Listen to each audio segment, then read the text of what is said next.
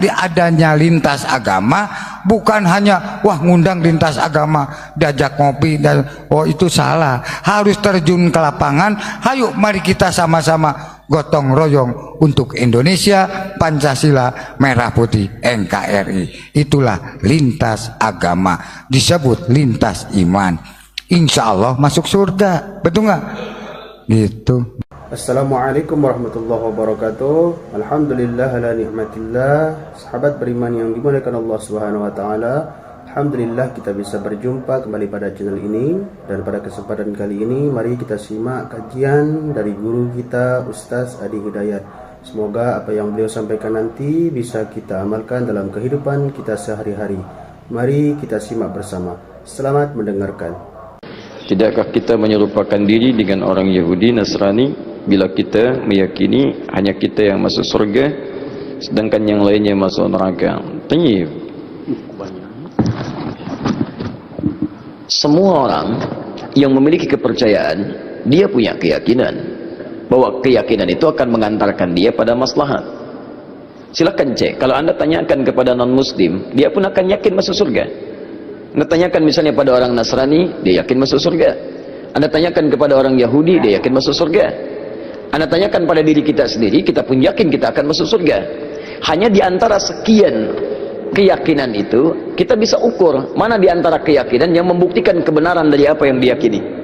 Sama, Anda ingin mengerjakan sesuatu, semua punya capaian. Tapi kan semua capaian itu bisa diukur mana yang paling benar di antara semua itu. Saya beri contoh kepada Anda misalnya. Baik, jika ada orang mengatakan 2 kali 3 sama dengan berapa? 6 misalnya. 2 kali 3 sama dengan 6. Ada yang yakin 2 kali 3 sama dengan 5. Ada yang yakin 2 kali 3 sama dengan 7. Ada yang yakin 2 kali 3 sama dengan 6. Bagaimana membuktikan keyakinan ini? Mana yang paling benar di antara yang 3 ini? Maka ada perlu diuji dari semua keyakinan itu untuk menentukan mana yang paling benar dari semua apa yang diyakini itu. Baik, mari kita buktikan misalnya dari semua apa yang tadi diyakini, kita mesti bedakan. Ini ada 2 pertanyaan.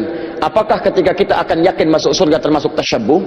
Yang kedua, bagaimana menguji keyakinan antara yang paling benar sehingga iman kita yakin terhadap apa yang kita yakini.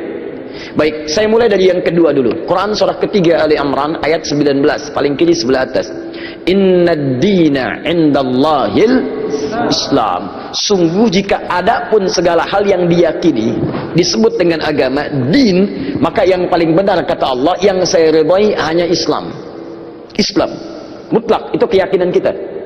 Ketika Allah menyebutkan yang paling benar Islam, bukan hanya menerangkan Islam benar, tapi menurunkan pemahaman-pemahaman supaya yakin cuma Islam yang benar, bukan yang lainnya.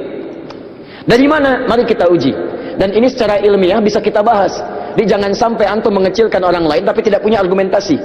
Quran itu ketika menjelaskan sesuatu sifatnya argumentatif, nih keterangannya. Tapi dari keterangan ini saya tidak paksa Anda untuk meyakini apa yang saya yakini. Anda mau silakan, saya nggak paksa, itu indahnya Quran. Buka Quran surah kedua ayat 256 paling kiri sebelah bawah. La ikraha fid din. Tidak boleh paksa orang untuk memeluk ad-din. Din yang dimaksud Islam. Quran surah 3 ayat 19. Innad dina indallahil Islam. Di dalam Islam nggak boleh paksa orang. Apalagi dengan senjata, nggak boleh. Tembak orang, bom orang, bunuh orang, itu nggak boleh, dilarang. Ya, saya pernah dengar kejadian bom Jalan Tamrin itu. Baik, setelah itu saya ke Lampung, ada pertanyaan, Ustaz, apakah bom di Jalan Tamrin termasuk jihad fisabilillah? Masya Allah. Saya bilang, Pak, Allah, sependek pengetahuan saya, jihad fisabilillah itu jihad di jalan Allah, bukan di Jalan Tamrin. Jaga beda. Kaidahnya lain. Pak, sekarang perhatikan, kata Quran, jangan paksa orang. La ikraha fiddin, lakum dinukum waliyadin. Tapi Quran menerangkan, ketika Anda tanya dari mana taunya Islam benar yang kamu yakini, diturunkanlah variabel-variabelnya untuk membuat Anda berpikir di situ. Contoh, dari aspek ketuhanan kan yang paling penting, paling substansial, paling esensial, yang paling kuat dalam tatanan keyakinan itu adalah aspek ketuhanan, uluhiyah. Yang membedakan satu keyakinan dengan yang lain adalah konsep ketuhanannya. Dalam Islam tidak ada yang paling jelas dibanding keyakinan lain tentang yang menjelaskan tentang ketuhanan kecuali dalam Islam. Contoh, saya berikan gambaran, mohon izin. Siapa Tuhan kita? Allah. Perhatikan baik-baik. Perhatikan, ketika Anda menyebutkan Allah, turun perintah dari Allah. Jangan cukupkan katakan Allah. Jangan cukupkan, tapi Anda mesti punya ilmu untuk menetapkan kenapa Allah yang dianggap Tuhan. Kenapa Allah yang kita yakini sebagai Tuhan? Perhatikan, ketika Nabi ditanya oleh orang-orang kafir Quraisy pada saat itu, "Hei, man rabbuk? Man rabbuk?" Karena ketika turun ayat, "Qul a'udzu birabbin nas, qul a'udzu birabbil falaq." Rabb. Kata mereka, siapa Rabb itu? Karena ini Tuhan-Tuhan kami pun, Lata, Uzza, Manat itu Rabb juga. Rabb kamu siapa? Turun, qul huwa, katakan huwa yang disebut Rabb itu Allah. Saya tulis Allah. Ketika menyebutkan Allah, perhatikan Quran surah 47 ayat 19, fa'lam, Anda mesti punya ilmu, annahu la ilaha illallah, untuk menetapkan tiada Tuhan selain Allah. Nah, sekarang lihat baik-baik ya, dari namanya saja Allah sudah menerangkan, saking jelasnya konsep ketuhanan dalam Islam, namanya saja itu tidak ada bandingannya. Kul, katakan Muhammad, huwa Allah, dialah Rabb itu Allah Ahad, yang dari sifat namanya dia punya sifat Ahad. Lihat sini, kata Allah, kalau ada satu yang disebut Tuhan dipertuhankan, maka ciri pertama dia mesti beda dengan makhluk. Lihat baik-baik ya.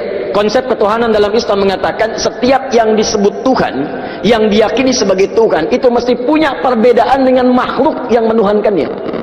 Kalau Tuhan sama dengan makhluk, Khalik sama dengan makhluk, apa bedanya kemudian Khalik dengan makhluk? Di kaidah pertama, tidak boleh Allah sama dengan makhluk, Tuhan sama dengan makhluk. Kedua, tidak boleh bahkan Tuhan lebih rendah dari makhluk. Kalau manusia makhluk kuat, Tuhan harus lebih kuat. Kalau makhluknya misalnya, maaf ya, punya kekuatan, Tuhan mesti lebih kuat dibandingkan dengan itu. Sepakat sampai sini? Nah, namanya pun mesti beda dengan makhluk. Lihat, nama Tuhan Allah sifatnya Ahad. Ada Wahid, ada Ahad, itu beda. Kalau Wahid, satu masih mungkin ada dua. Isnin, Thalatha, Arba'. Tapi kalau Ahad, satu-satunya yang tidak ada duanya. Sekarang perhatikan baik-baik. Dari segi namanya saja, itu sudah punya mukjizat. Kata Allah, nama ini tidak akan pernah ada duanya, dan setiap Anda hilangkan setiap hurufnya akan menunjuk pada zat yang satu. Contoh, Allah, saya hilangkan kemudian satu hamzah wasalnya. Ini baca, lillahi ma fis samawati wa ma fil ard. Saya hilangkan satu huruf, masih menunjuk pada yang satu, Ahad, lillah. Saya hilangkan satu lamnya, lam satu hilang, pasti dia ikut hilang. Baca, lahu mulkus samawati wal ard. Lah masih menunjuk kepada Allah. Saya hilangkan lamnya, baca, hu itu singkatan dari huwa asalnya. Hu singkatan dari huwa. Karena ketika Anda baca huwa wakaf di sini, maka Anda hilangkan wa-nya, baca hu-nya. Quran surah kedua Al-Baqarah ayat 255, paling kiri pertengahan. Allahu la ilaha illa huwal hayyul qayyum, waqaf di huwa. Allahu la ilaha illa wa-nya enggak dibaca. Kalau Anda ingin baca, Anda munculkan lagi huwa. Lihat, ketika Anda waqaf di situ, Allahu la ilaha illa asalnya dari huwa, menunjuk kepada Allah. Kalau Anda tanya, siapa itu huwa Ustaz? Kembalikan ke ayat Quran surah ke-112. Kul huwa Allahu ahad. Kul huwa Allahu ahad, masih menunjuk kepada Allah. Kalau saya hapuskan kemudian, ini saya hapus lagi. Kelihatan? Tidak. Setiap yang tidak kelihatan disebut dengan ghaib. Maka Allah kemudian menerangkan dalam Quran surah kedua ayat yang ketiga, alladzina yu'minuna bil ghaib, masih menunjuk kepada ghaib itu ahad, Allah. Setiap huruf dihilangkan masih menunjuk pada zat yang sama. Itu baru namanya saja. Sekarang Anda hadirkan segala nama yang dipertuhankan di sini, tuliskan. Ambil contoh saja. Saya tidak tuliskan untuk menghormati kepercayaan yang lain, tapi kalau Anda ingin coba, silahkan masukkan. Karena kita agak sensitif nih, pulang dari sini jadi tersangka nanti saya. Misal, ada yang mempertuhankan dengan nama, misal dengan nama yang luas. Misal saja. Misal, tulis, buang S-nya. Jadi apa? Menunjuk pada makna yang berbeda. Buang I-nya. Jadi apa?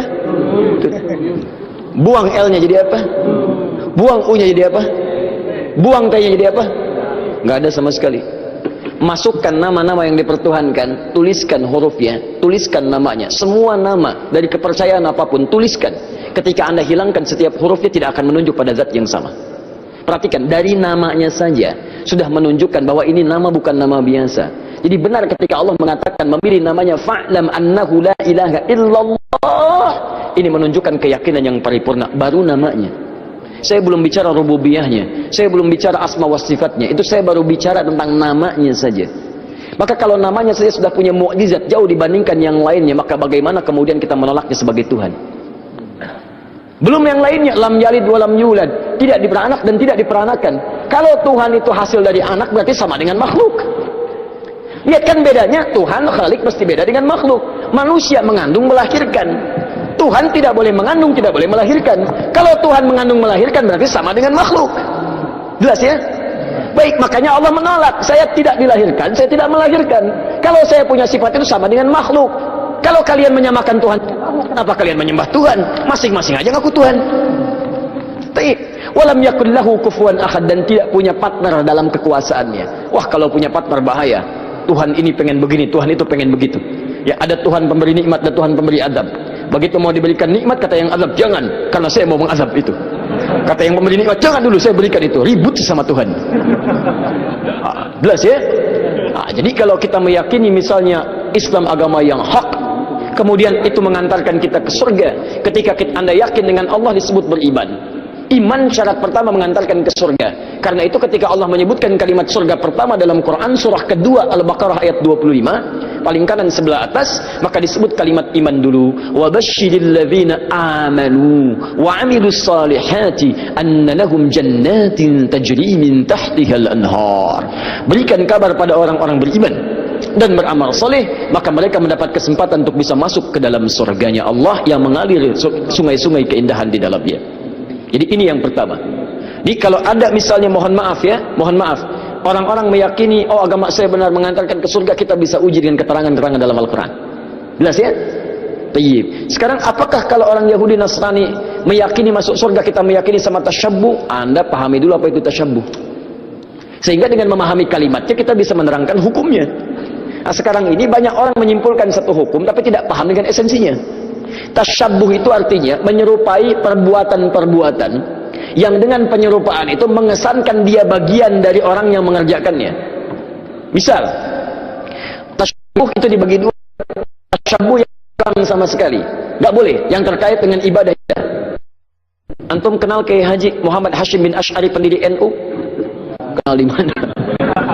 Ini luar biasa memang ini. Utsman bin Affan kenal, ini Umar bin Khattab kenal, luar biasa ya.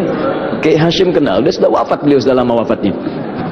Kiai Haji Muhammad Hashim bin Asy'ari bin Abdul Wahid bin Abdul Halim. Abdul Halim dikenal dengan Sultan Hadi Wijaya, ya, atau dikenal dengan Pangeran Benawa bin Abdullah, dikenal dengan Joko Tingkir bin Abdul Aziz bin Abdul Fattah bin Abdul Rahman, Walid Jadan Aidul Yakin, anak dari Sunan Giri.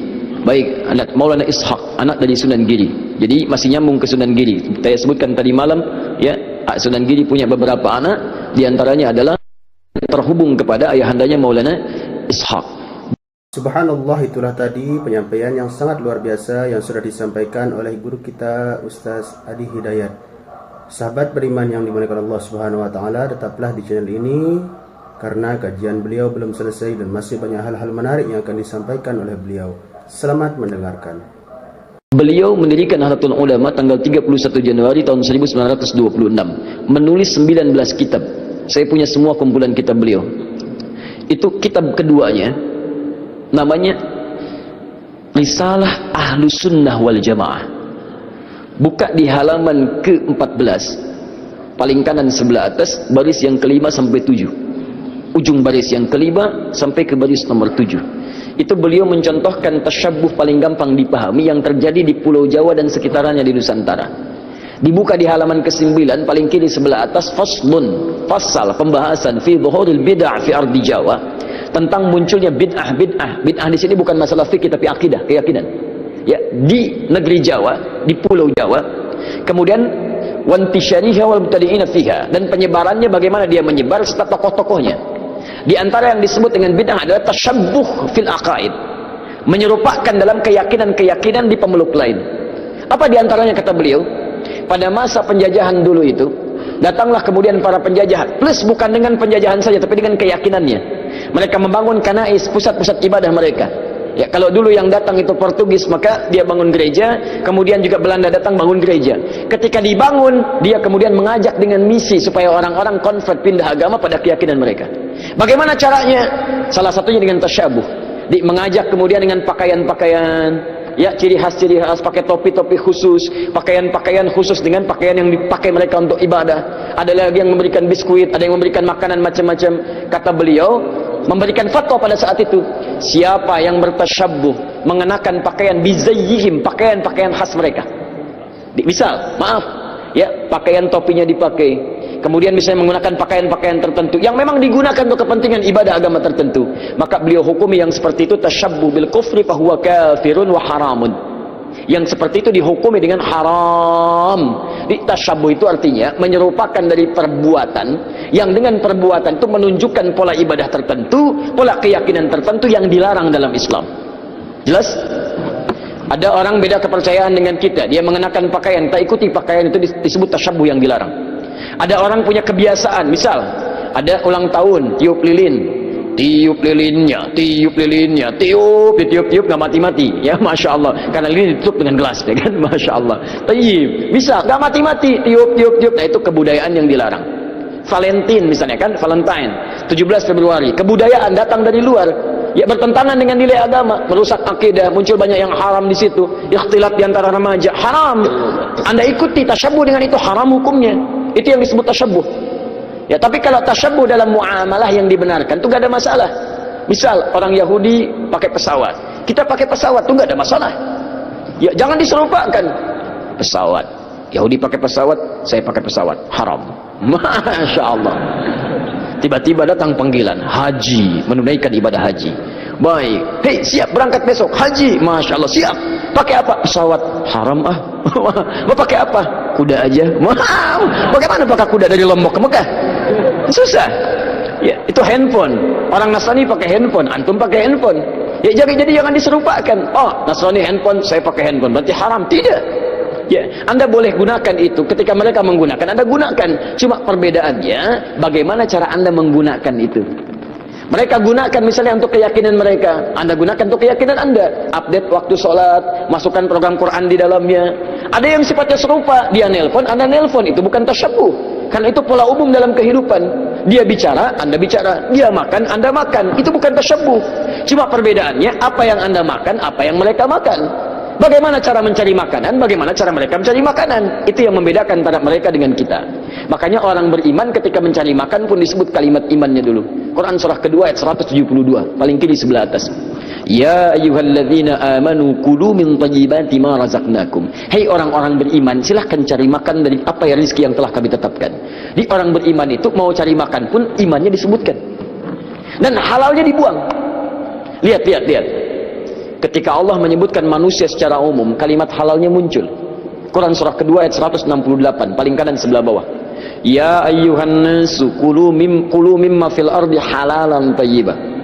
Hei manusia, silahkan cari makan dengan cara yang halal. Silahkan beraktivitas di bumi dengan cara yang halal. Tapi ketika menyebut orang beriman, halalnya dibuang.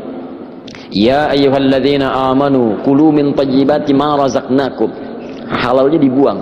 Thayyibat jadi dijamakkan. Thayyib jadi thayyibat. Kata para ulama tafsir, kenapa kalimat halalnya dibuang? Karena orang beriman itu imannya akan otomatis menuntun dia pada yang halal. Jadi kalau Anda mengaku beriman masih mencari yang haram, ada yang salah dalam iman Anda. Ada yang keliru. Makanya orang beriman itu tidak mungkin melakukan perbuatan buruk. Datang ke kantor, tiba-tiba ada yang misalnya ngasih proyek yang tidak jelas, imannya akan menghentikan tangan dia untuk menyebut yang tidak jelas itu. Pak, silakan tanda tangan Pak. Ini ada tambahan untuk Bapak 100 juta. Begitu akan dilakukan, tangannya mustahil mengerjakan itu. Berhenti dia. Kok tidak tanda tangan Pak? Maaf, saya malu pada Allah subhanahu wa ta'ala. Karena iman saya menahan tangan saya berbuat maksiat. Telunjuk orang tahiyat tidak akan pernah mengerjakan maksiat. 100 juta Pak, nggak bisa. 1 miliar Pak, saya istikharah dulu ya. Gak ada tawaran. Paham ya? Nah, jadi Kalau mereka yakin masuk surga, kita yakin itu bukan tasyabbuh namanya, tapi perbedaan keyakinan kita untuk didiskusikan mana yang terbenar di antara keyakinan itu. Di tasyabbuh itu sifatnya ada dua, tasyabbuh dengan yang tidak dibenarkan sama sekali, yaitu perbuatan-perbuatan kufur yang bisa mengantarkan kita pada kufuran, atau perbuatan maksiat yang dilarang oleh ketentuan agama. Tapi kalau tasyabbuh dalam muamalah itu bukan tasyabbuh namanya, tapi hanya kegiatan-kegiatan rutinitas yang bisa kita kerjakan oleh setiap manusia. Alhamdulillah, demikianlah kajian penuh ilmu, hikmah dan manfaat yang sudah disampaikan oleh guru kita Ustaz Hadi Hidayat. Semoga apa yang beliau sampaikan bisa kita amalkan dalam kehidupan kita sehari-hari. Sahabat beriman yang dimuliakan Allah Subhanahu wa taala, mari kita doakan beliau mudah-mudahan diberikan kesehatan dan selalu dalam lindungan Allah Subhanahu wa taala. Sampai berjumpa di kajian-kajian berikutnya. Wabillahi taufiq wal hidayah. Wassalamualaikum warahmatullahi wabarakatuh. Setelah kita mendengarkan bersama kajian dari guru kita Ustaz Hadi Hidayat, sekarang mari kita lanjutkan aktivitas kita masing-masing. Semoga apa yang sudah beliau sampaikan menjadi ilmu yang bermanfaat dalam kehidupan kita sehari-hari. Selamat beraktivitas buat sahabat semua dan sukses selalu. Sampai bertemu di kajian-kajian berikutnya. Wabillahi taufiq wal hidayah. Wassalamualaikum warahmatullahi wabarakatuh. Apakah agama Kristen, pokoknya selain Islam, selain Islam, Kristen, Buddha, Hindu, itu bisa masuk surga? Bismillahirrahmanirrahim. Assalamualaikum warahmatullahi wabarakatuh. Assalamualaikum warahmatullahi wabarakatuh. Alhamdulillah wa syukurillah sebangsa dan setanah air. Agama disebut lintas agama, apakah itu masuk surga? Ya masuk, karena apa? Sudah ada gardu masing-masing, betul nggak? Nabinya siapa? Atau malaikat siapa? Atau ulamanya siapa? Pemimpinnya siapa? Itu sudah ada channel-channelnya, betul nggak? Ada juru kunci-kuncinya. Masuk surga. Masa Islam aja yang masuk surga? Ya enggak. Pasti atuh para nabi yang lain pasti protes, betul nggak?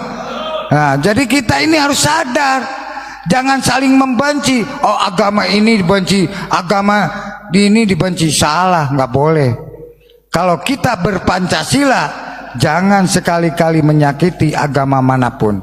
Tetap kita harus ramah tamah, cinta kasih sayang, sopan santun dan jaga akhlak, betul nggak? Itu kalau kita, oh kenapa umat Islam ceramah di gereja? Loh, jangan lihat gerejanya, lihatlah akhlaknya. Di situ ada Injil sama Taurat, Zabur, Quran, betul atau tidak? Masalah ibadah mah lakum dinukum waliyadin, betul nggak? Lah iya, kita ini harus disaring dong. Makanya adanya lintas agama bukan hanya wah ngundang lintas agama diajak ngopi dan oh itu salah. Harus terjun ke lapangan. Hayo mari kita sama-sama gotong royong untuk Indonesia, Pancasila, Merah Putih, NKRI. Itulah lintas agama, disebut lintas iman. Insya Allah masuk surga, betul nggak? Gitu.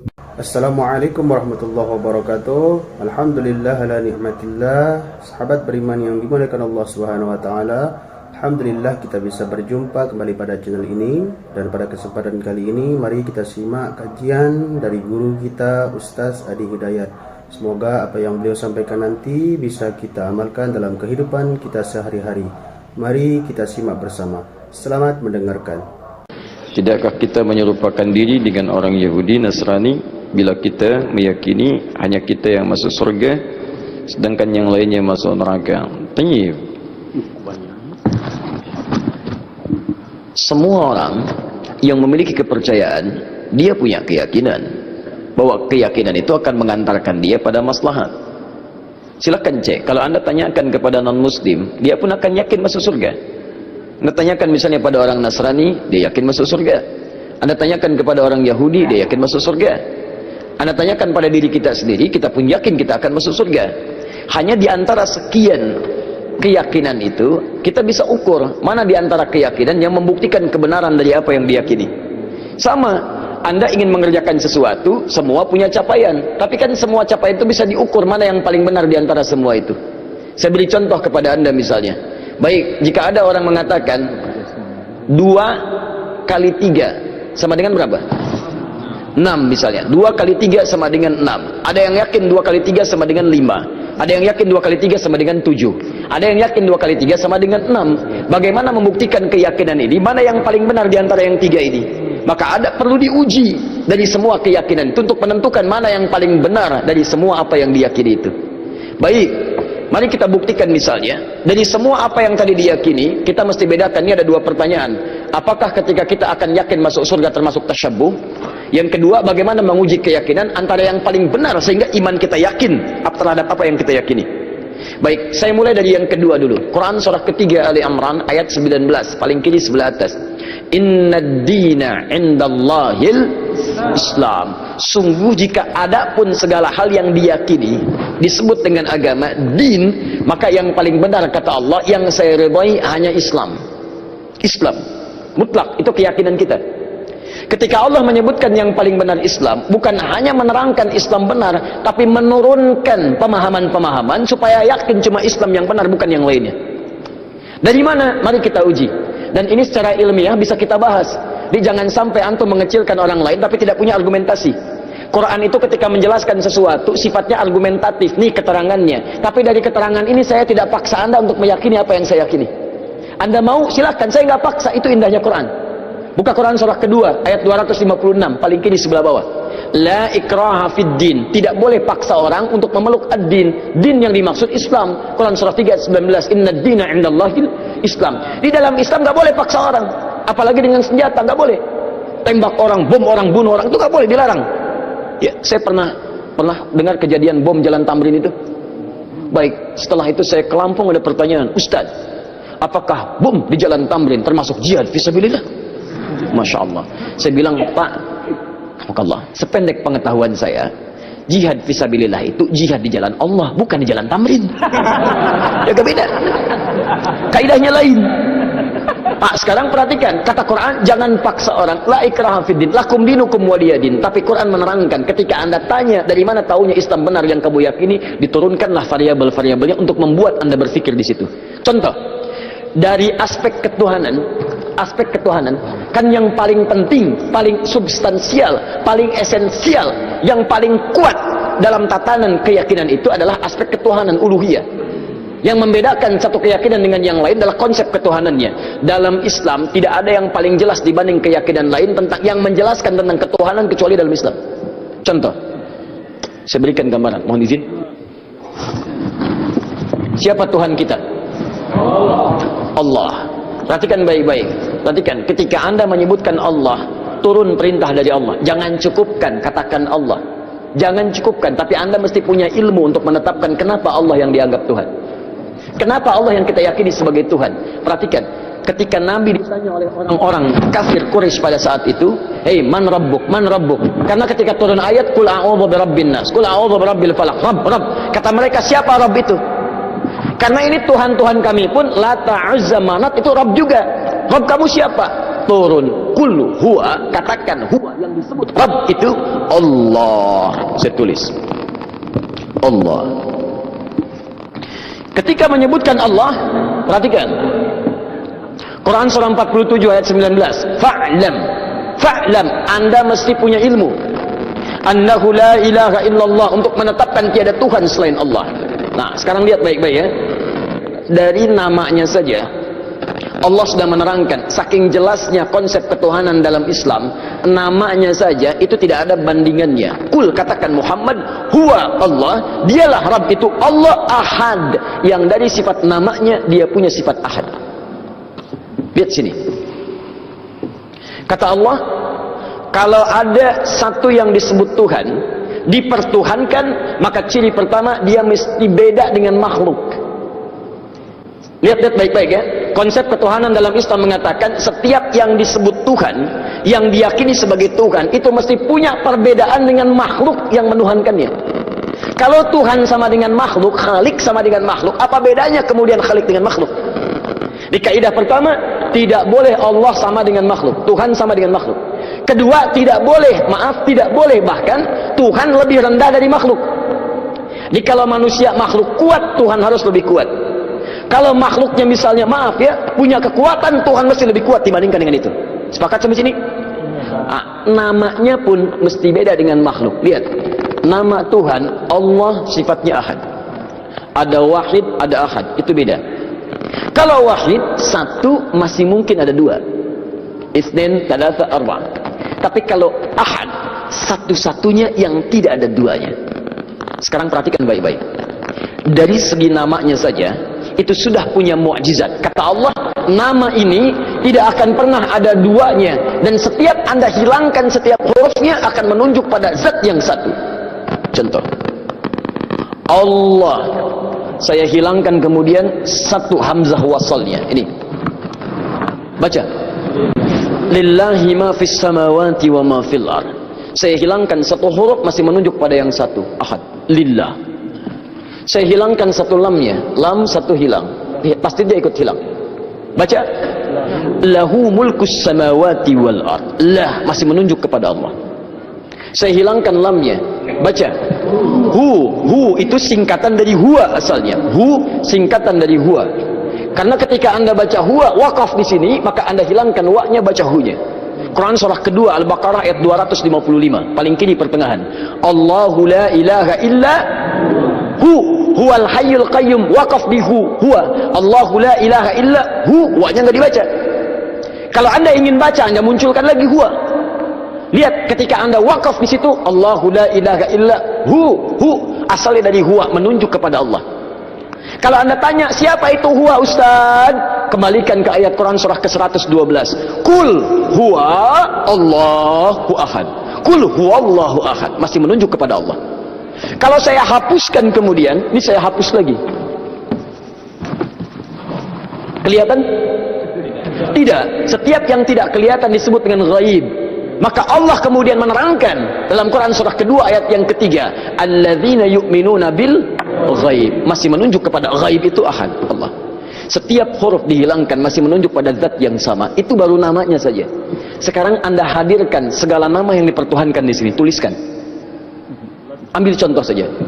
Saya tidak tuliskan untuk menghormati kepercayaan yang lain, tapi kalau Anda ingin coba, silakan masukkan. Karena kita agak sensitif nih, pulang dari sini jadi tersangka nanti saya. Misal, ada yang mempertuhankan dengan nama, misalnya, misal dengan nama yang luas. Misal saja, tulis, buang S-nya, jadi apa? Menunjuk pada makna yang berbeda. Buang I-nya, jadi apa? Buang L-nya, jadi apa? Buang U-nya, jadi apa? Buang T-nya, jadi apa? Nggak ada sama sekali. Masukkan nama-nama yang dipertuhankan, tuliskan hurufnya, tuliskan namanya. Semua nama dari kepercayaan apapun, tuliskan. Ketika Anda hilangkan setiap hurufnya, tidak akan menunjuk pada zat yang sama. Perhatikan, dari namanya saja sudah menunjukkan bahwa ini nama bukan nama biasa. Jadi benar ketika Allah mengatakan, memilih namanya fa'lam annahu la ilaha illallah, ini menunjukkan keyakinan yang paripurna. Baru namanya. Saya belum bicara rububiyahnya, saya belum bicara asma wa sifatnya, itu saya baru bicara tentang namanya saja. Maka kalau namanya saja sudah punya mukjizat jauh dibandingkan yang lainnya, maka bagaimana kemudian kita menolaknya sebagai Tuhan? Belum yang lainnya, lam yalid wa lam yulad, tidak diperanak dan tidak diperanakan. Kalau Tuhan itu hasil dari anak, berarti sama dengan makhluk. Lihat kan bedanya, Tuhan Khalik mesti beda dengan makhluk. Manusia mengandung melahirkan, Tuhan tidak boleh mengandung, tidak boleh melahirkan. Kalau Tuhan mengandung melahirkan, berarti sama dengan makhluk. Jelas ya? Baik, makanya Allah menolak. Saya tidak dilahirkan, saya tidak melahirkan. Kalau saya punya sifat itu sama dengan makhluk. Kalau kalian menyamakan Tuhan, kenapa kalian menyembah Tuhan? Masing-masing aja ngaku Tuhan. Walam yakul lahu kufuwan ahad, dan tidak punya partner dalam kekuasaannya. Wah, kalau punya partner bahaya. Tuhan ini pengen begini, Tuhan itu pengen begitu. Ya, ada Tuhan pemberi nikmat, ada Tuhan pemberi azab. Begitu mau diberikan nikmat, kata yang azab, jangan, karena saya mau mengazab itu. Kata yang pemberi nikmat, jangan dulu, saya berikan itu. Ribut sama Tuhan. Jelas ya? Jadi kalau kita meyakini misalnya Islam agama yang hak, kemudian itu mengantarkan kita ke surga. Ketika Anda yakin dengan Allah, disebut beriman. Iman syarat pertama mengantarkan ke surga. Karena itu ketika Allah menyebutkan kalimat surga pertama dalam Quran surah kedua Al-Baqarah ayat 25, paling kanan sebelah atas, maka disebut kalimat iman dulu. Wa basyiril ladzina amanu wa amilus salihati anna lahum jannatin tajri min tahtihal anhar. Berikan kabar pada orang-orang beriman dan beramal soleh, maka mereka mendapat kesempatan untuk bisa masuk ke dalam surganya Allah yang mengalir sungai-sungai keindahan di dalamnya. Jadi ini yang pertama. Jadi kalau ada misalnya, mohon maaf, orang-orang meyakini, oh agama saya benar mengantarkan ke surga, kita bisa uji dengan keterangan-keterangan dalam Al-Quran. Jelas ya? Tayyib. Sekarang apakah kalau orang Yahudi Nasrani meyakini masuk surga, kita meyakini sama tasyabbuh? Anda pahami dulu apa itu tasyabbuh, sehingga dengan memahami kalimatnya kita bisa menerangkan hukumnya. Nah, sekarang ini banyak orang menyimpulkan satu hukum tapi tidak paham dengan esensinya. Tasyabbuh itu artinya menyerupai perbuatan-perbuatan yang dengan penyerupaan itu mengesankan dia bagian dari orang yang mengerjakannya. Misal, tasyabbuh itu dibagi dua. Tasyabbuh yang kurang sama sekali, nggak boleh, yang terkait dengan ibadah. Antum kenal Kiai Haji Muhammad Hashim bin Asy'ari pendiri NU? Kenal di mana? Ini luar biasa memang ini. Utsman bin Affan kenal, ini Umar bin Khattab kenal, luar biasa ya. Kiai Hashim kenal, dia sudah wafat, beliau sudah lama wafatnya.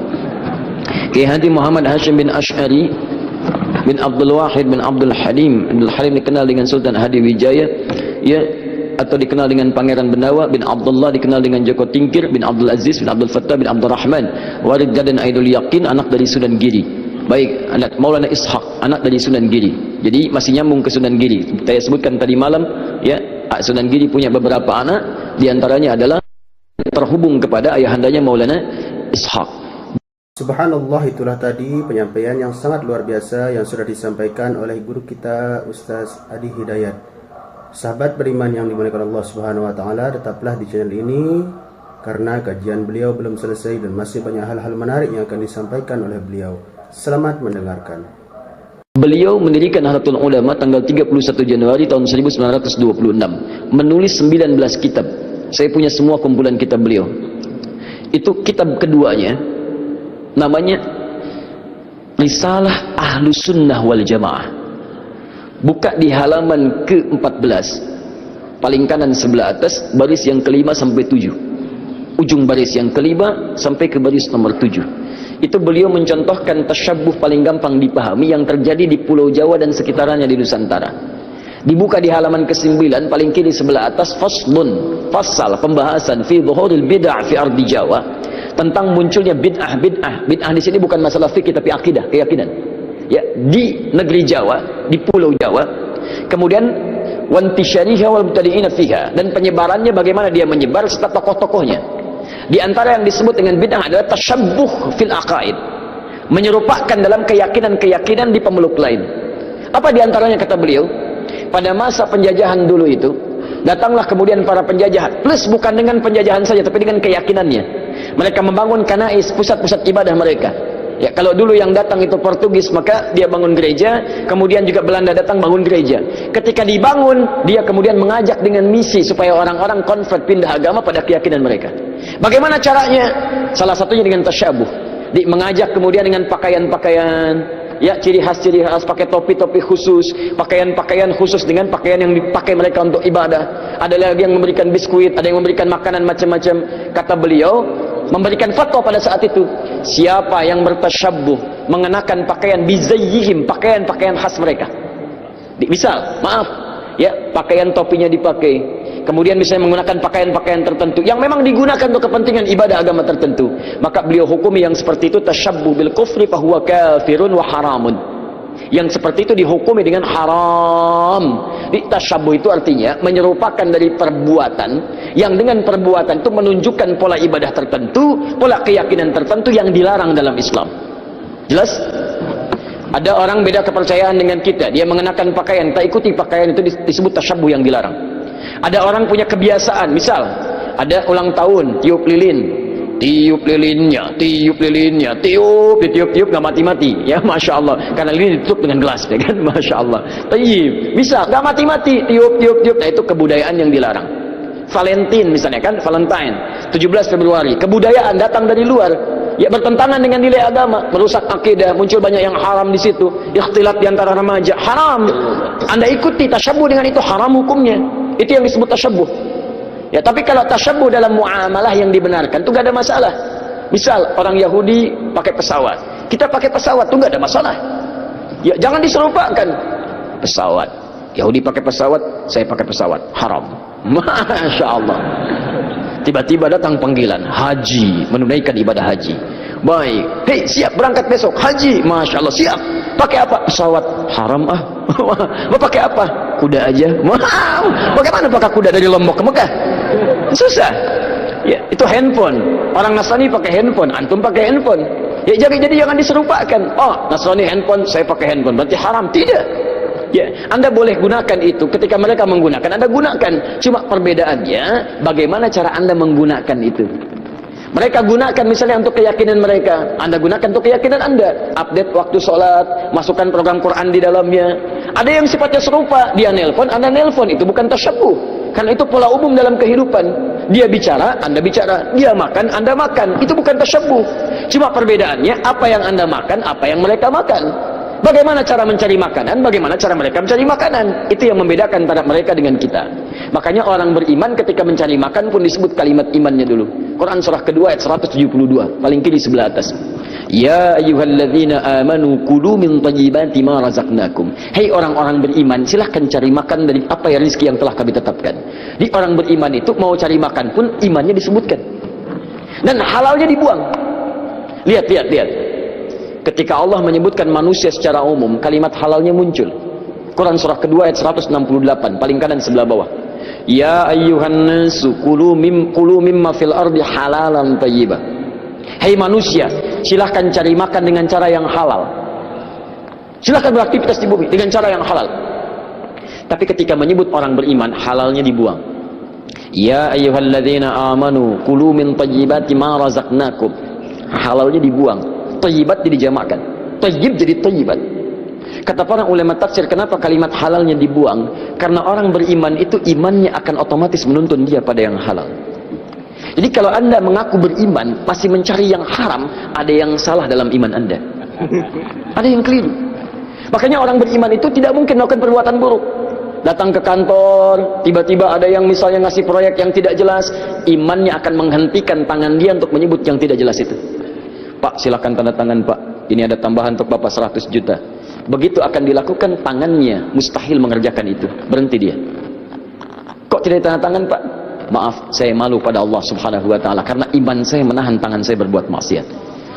Telunjuk orang tahiyat tidak akan pernah mengerjakan maksiat. 100 juta Pak, nggak bisa.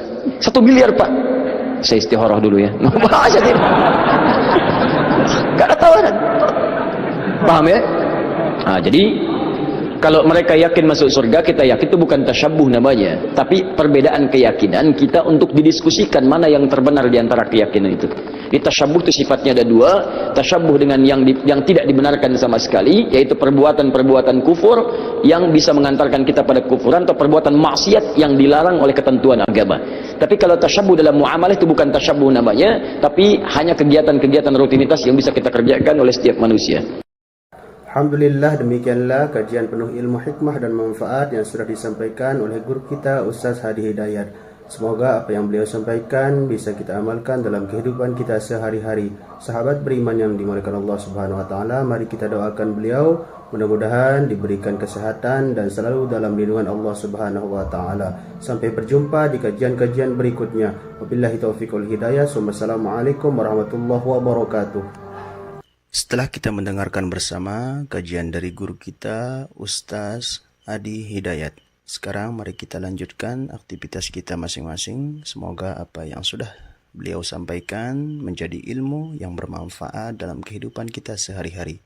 Selamat beraktivitas buat sahabat semua dan sukses selalu. Sampai bertemu di kajian-kajian berikutnya. Wabillahi taufiq wal hidayah. Wassalamualaikum warahmatullahi wabarakatuh. Apakah agama Kristen, pokoknya selain Islam bah, selain Islam, Kristen, Buddha, Hindu, itu bisa masuk surga? Bismillahirrahmanirrahim. Assalamualaikum warahmatullahi wabarakatuh. Assalamualaikum warahmatullahi wabarakatuh. Alhamdulillah wa syukurillah sebangsa dan setanah air. Agama disebut lintas agama apakah itu masuk surga? Ya masuk. Karena apa? Sudah ada gardu masing-masing. Betul nggak? Nabinya siapa? Atau malaikat siapa? Atau ulamanya siapa? Pemimpinnya siapa? Itu sudah ada channel-channelnya. Betul nggak? Ada juru kunci-kuncinya. Masuk surga. Masa Islam aja yang masuk surga? Ya enggak. Pasti atuh para nabi yang lain pasti protes. Betul nggak? Nah, jadi kita ini harus sadar, jangan saling membenci. Oh, agama ini dibenci, agama ini dibenci. Salah, nggak boleh. Kalau kita berpancasila, jangan sekali-kali menyakiti agama manapun.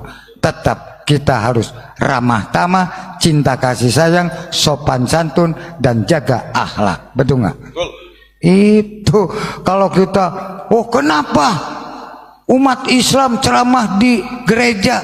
Loh, jangan lihat gerejanya, lihatlah akhlaknya. Di situ ada Injil sama Taurat, Zabur, Quran. Betul atau tidak? Masalah ibadah mah lakum dinukum waliyadin. Betul nggak? Lah iya, kita ini harus disaring dong.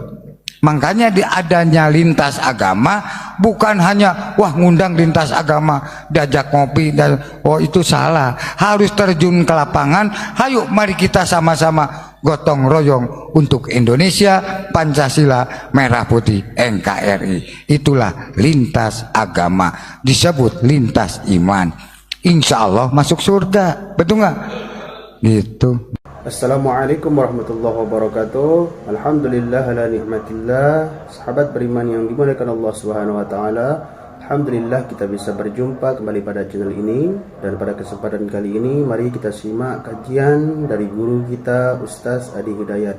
Semoga apa yang beliau sampaikan nanti bisa kita amalkan dalam kehidupan kita sehari-hari. Mari kita simak bersama. Selamat mendengarkan. Tidakkah kita menyerupakan diri dengan orang Yahudi Nasrani bila kita meyakini hanya kita yang masuk surga sedangkan yang lainnya masuk neraka? Tayyib. Semua orang yang memiliki kepercayaan, dia punya keyakinan bahwa keyakinan itu akan mengantarkan dia pada maslahat. Silakan cek, kalau Anda tanyakan kepada non-muslim, dia pun akan yakin masuk surga. Anda tanyakan misalnya pada orang Nasrani, dia yakin masuk surga. Anda tanyakan kepada orang Yahudi, dia yakin masuk surga. Anda tanyakan pada diri kita sendiri, kita pun yakin kita akan masuk surga.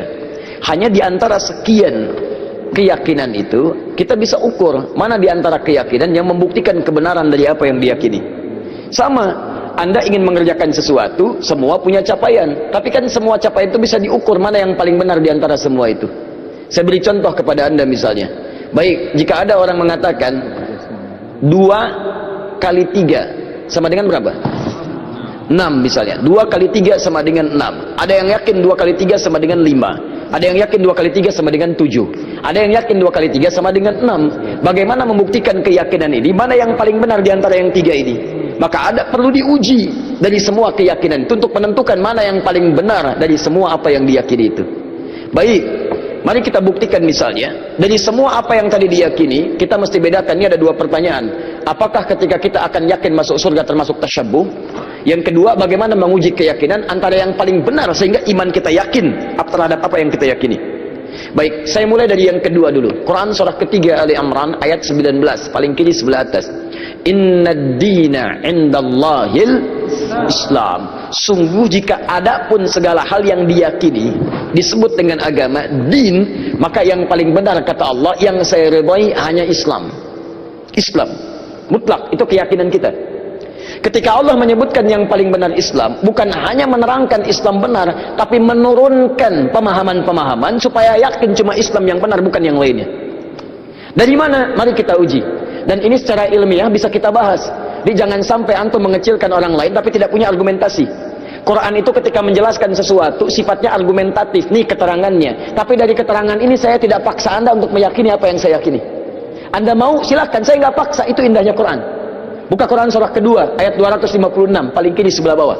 La ikraha fid din. Tidak boleh paksa orang untuk memeluk ad-din. Din yang dimaksud Islam. Quran surah 3 ayat 19. Innad dina indallahil Islam. Di dalam Islam nggak boleh paksa orang, apalagi dengan senjata, nggak boleh. tembak orang, bom orang, bunuh orang, itu nggak boleh, dilarang. Ya, saya pernah dengar kejadian bom Jalan Tamrin itu. Baik, setelah itu saya ke Lampung, ada pertanyaan, Ustaz, apakah bom di Jalan Tamrin termasuk jihad fisabilillah? Masya Allah.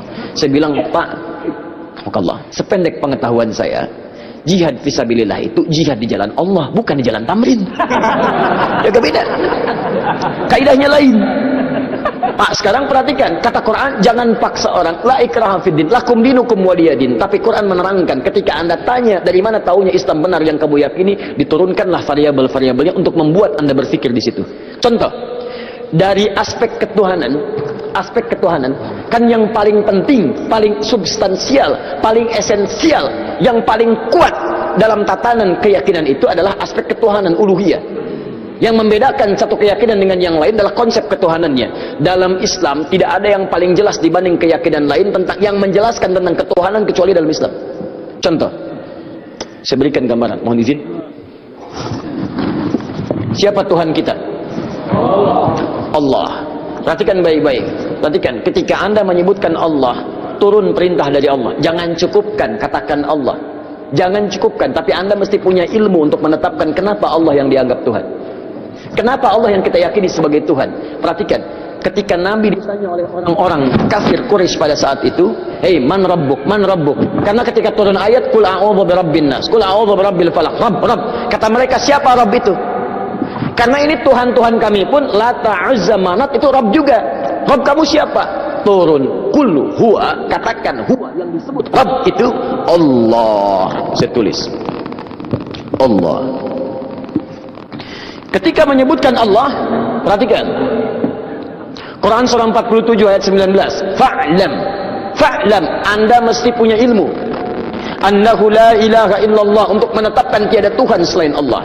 Nah, sekarang lihat baik-baik ya, dari namanya saja Allah sudah menerangkan, saking jelasnya konsep ketuhanan dalam Islam, namanya saja itu tidak ada bandingannya. Kul, katakan Muhammad, huwa Allah, dialah Rabb itu Allah Ahad, yang dari sifat namanya dia punya sifat Ahad.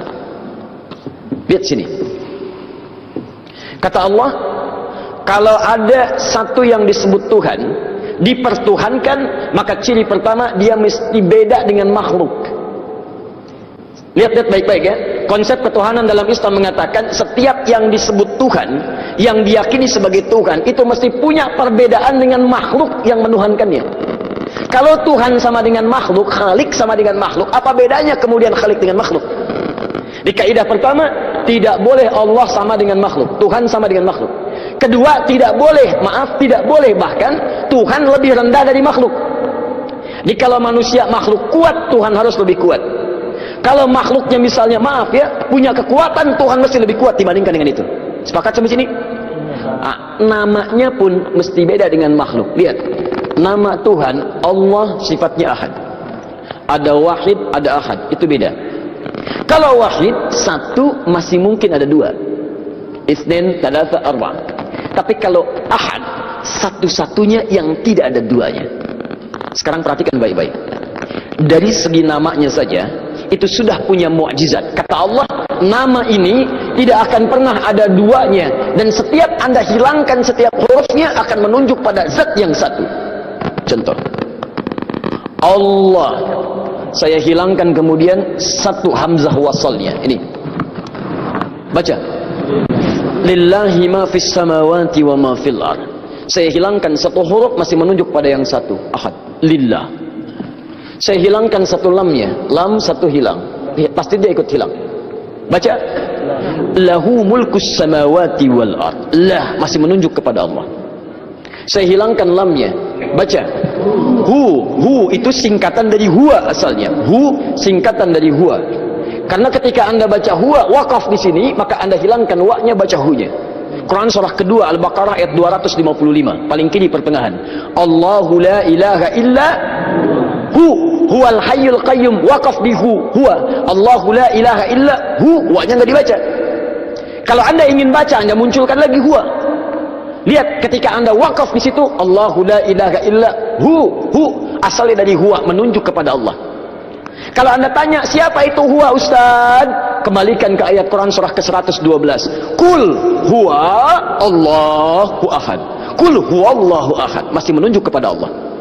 Kalau saya hapuskan kemudian, ini saya hapus lagi. Kelihatan? Tidak. Setiap yang tidak kelihatan disebut dengan ghaib. Maka Allah kemudian menerangkan dalam Quran surah kedua ayat yang ketiga, alladzina yu'minuna bil ghaib. Masih menunjuk kepada ghaib itu ahad, Allah.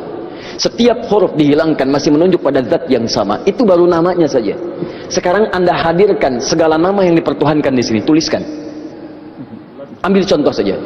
Saya tidak tuliskan untuk menghormati kepercayaan yang lain, tapi kalau Anda ingin coba silahkan masukkan. Karena kita agak sensitif nih, pulang dari sini jadi tersangka nanti saya. Misal, ada yang mempertuhankan dengan nama, misal dengan nama yang luas.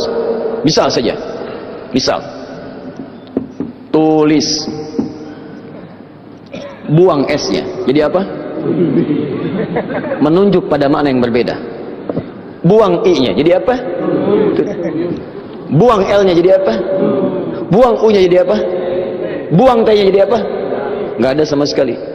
Masukkan nama-nama yang dipertuhankan, tuliskan hurufnya, tuliskan namanya. Semua nama dari kepercayaan apapun, tuliskan. Ketika Anda hilangkan setiap hurufnya, tidak akan menunjuk pada zat yang sama. Perhatikan, dari namanya saja sudah menunjukkan bahwa ini nama bukan nama biasa. Jadi benar ketika Allah mengatakan memilih namanya fa'lam annahu la ilaha illallah, ini menunjukkan keyakinan yang paripurna. Baru namanya. Saya belum bicara rububiyahnya, saya belum bicara asma wa sifatnya, itu saya baru bicara tentang namanya saja.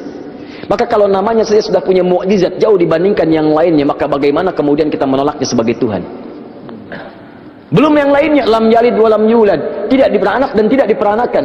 Kalau Tuhan itu hasil dari anak, berarti sama dengan makhluk. Lihat kan bedanya, Tuhan Khalik mesti beda dengan makhluk. Manusia mengandung melahirkan, Tuhan tidak boleh mengandung, tidak boleh melahirkan. Kalau Tuhan mengandung melahirkan berarti sama dengan makhluk. Jelas ya? Baik, makanya Allah menolak. Saya tidak dilahirkan, saya tidak melahirkan. Kalau saya punya sifat itu sama dengan makhluk. Kalau kalian menyamakan Tuhan, kenapa kalian menyembah Tuhan? Masing-masing aja ngaku Tuhan. Baik. Walam yakul lahu kufuwan ahad, dan tidak punya partner dalam kekuasaannya. Wah, kalau punya partner bahaya. Tuhan ini pengen begini, Tuhan itu pengen begitu. Ya, ada Tuhan pemberi nikmat, ada Tuhan pemberi adab. Begitu mau diberikan nikmat, kata yang azab, jangan, karena saya mau mengazab itu. Kata yang pemberi nikmat, jangan dulu, saya berikan itu. Ribut sama Tuhan. Jelas ya? Jadi kalau kita meyakini misalnya Islam agama yang hak, kemudian itu mengantarkan kita ke surga. Ketika Anda yakin dengan Allah disebut beriman. Iman syarat pertama mengantarkan ke surga. Karena itu ketika Allah menyebutkan kalimat surga pertama dalam Quran surah kedua Al-Baqarah ayat 25, paling kanan sebelah atas, maka disebut kalimat iman dulu. Wa basyiril ladzina amanu wa 'amilus salihati anna lahum jannatin tajri min tahtihal anhar. Berikan kabar pada orang-orang beriman dan beramal soleh, maka mereka mendapat kesempatan untuk bisa masuk ke dalam surganya Allah yang mengalir sungai-sungai keindahan di dalamnya. Jadi ini yang pertama. Jadi kalau ada misalnya, mohon maaf, orang-orang meyakini, oh agama saya benar mengantarkan ke surga, kita bisa uji dengan keterangan-keterangan dalam Al-Quran. Jelas ya? Tayyib. Sekarang apakah kalau orang Yahudi Nasrani meyakini masuk surga, kita meyakini sama tasyabbuh? Anda pahami dulu apa itu tasyabbuh. Sehingga dengan memahami kalimatnya kita bisa menerangkan hukumnya. Nah, sekarang ini banyak orang menyimpulkan satu hukum tapi tidak paham dengan esensinya. Tasyabbuh itu artinya menyerupai perbuatan-perbuatan yang dengan penyerupaan itu mengesankan dia bagian dari orang yang mengerjakannya. Misal, tasyabbuh itu dibagi dua. Tasyabbuh yang bukan sama sekali, nggak boleh, yang terkait dengan ibadah.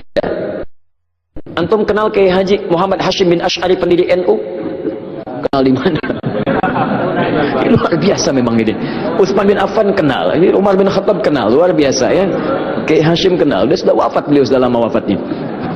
Kiai Haji Muhammad Hashim bin Asy'ari bin Abdul Wahid bin Abdul Halim. Abdul Halim dikenal dengan Sultan Hadi Wijaya, ya, atau dikenal dengan Pangeran Benawa bin Abdullah, dikenal dengan Joko Tingkir bin Abdul Aziz bin Abdul Fattah bin Abdul Rahman, Warid Gadan Aidul Yakin, anak dari Sunan Giri. Baik, anak Maulana Ishaq, anak dari Sunan Giri. Jadi masih nyambung ke Sunan Giri. Saya sebutkan tadi malam, ya, Sunan Giri punya beberapa anak, diantaranya adalah terhubung kepada ayahandanya Maulana Ishaq. Subhanallah, itulah tadi penyampaian yang sangat luar biasa yang sudah disampaikan oleh guru kita Ustaz Adi Hidayat. Sahabat beriman yang dimuliakan Allah Subhanahu wa taala, tetaplah di channel ini karena kajian beliau belum selesai dan masih banyak hal-hal menarik yang akan disampaikan oleh beliau. Selamat mendengarkan. Beliau mendirikan Nahdlatul Ulama tanggal 31 Januari tahun 1926. Menulis 19 kitab. Saya punya semua kumpulan kitab beliau. Itu kitab keduanya namanya Risalah Ahlus Sunnah wal Jamaah. Buka di halaman ke-14, paling kanan sebelah atas, baris yang kelima sampai 7, ujung baris yang kelima sampai ke baris nomor 7. Itu beliau mencontohkan tasyabbuh paling gampang dipahami yang terjadi di Pulau Jawa dan sekitarannya di Nusantara. Dibuka di halaman ke-9 paling kiri sebelah atas, faslun, fasal pembahasan fi dhuhuril bid'ah fi ardi Jawa, tentang munculnya bid'ah. Bid'ah di sini bukan masalah fikih tapi akidah, keyakinan.